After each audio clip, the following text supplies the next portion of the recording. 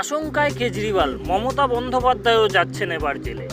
গতকাল জেল থেকে বেরিয়েই বজরংবলীর মন্দিরে পুজো দিতে যান অরবিন্দ কেজরিওয়াল।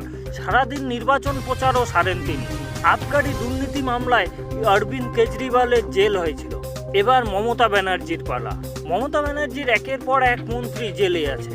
গরু চোরের অপরাধে অনুব্রত মণ্ডল, শিক্ষা দুর্নীতি মামলায় পার্থ চ্যাটার্জি, এরপরেও তো আছে রেশন দুর্নীতি, কয়লা দুর্নীতি, একের পর এক মন্ত্রী সব জেলে। এবার মমতা ব্যানার্জির পালা। জেল থেকে বেরিয়ে শনিবার প্রথম নির্বাচন প্রচার করেন দিল্লির মুখ্যমন্ত্রী আপ সুপ্রিমো অরবিন্দ কেজরিওয়াল। সেই প্রচার থেকে আশঙ্কা প্রকাশ করেন তিনি। কেজরি বলেন, ওরা বিরোধী নেতাদের জেলে ঢোকাবে আর রাজনৈতিকভাবে শেষ করে দেওয়ার চেষ্টা করবে। আমাদের মন্ত্রীরা হেমন্ত সোরেন, মমতা বন্দ্যোপাধ্যায় দলে সব নেতা জেলে।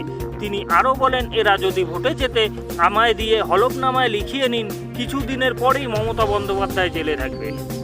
এমনকি স্ট্যালিন, তেজস্বী যাদব, পিনারাই বিজয়েন্দেরও জেলে ঢুকতে হবে। অরবিন্দ কেজরিওয়ালের মুখে এসব কথা শুনে আনন্দিত শুভেন্দু অধিকারী।